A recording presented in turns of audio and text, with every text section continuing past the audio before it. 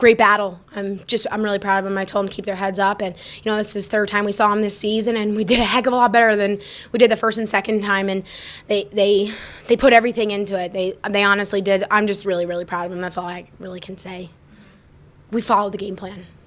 We did a really, really nice job of implementing what we said we needed to do. So, again, you can't change the past. I can't change what happened in game 1 or game 2, but those would have been different games too. They did everything we asked. That's really what it was, and they believed they were better. They believed that they were the better team, and I said today in the locker room, let's do something we've never done before, and we might not walk away with a W, but we've never brought to overtime before. So I feel really proud of them even for that.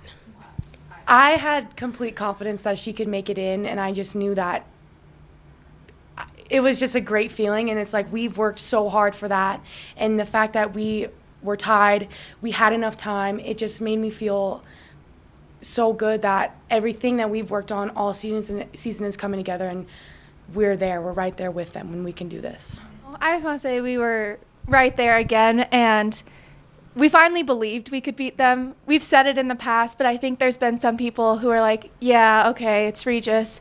But today we fully believed it, and I think if we implement that this year and the freshmen now know we can do it, next year's going to be a whole different ballgame.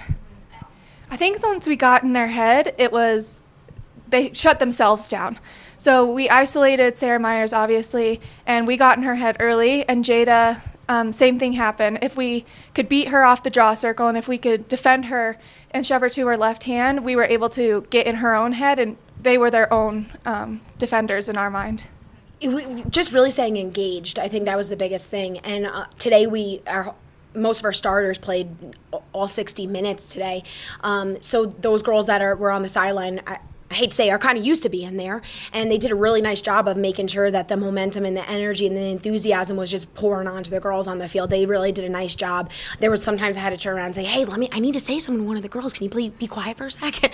But I loved the enthusiasm. I loved it, and that was the first time I felt it all season like that too. So again, I think just looking forward, we start these things early next year. We're going to have a really, really great year next year.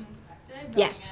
Yeah, I mean, every time we go against Regis. Every time we go against Regis, it's always a battle, every single time.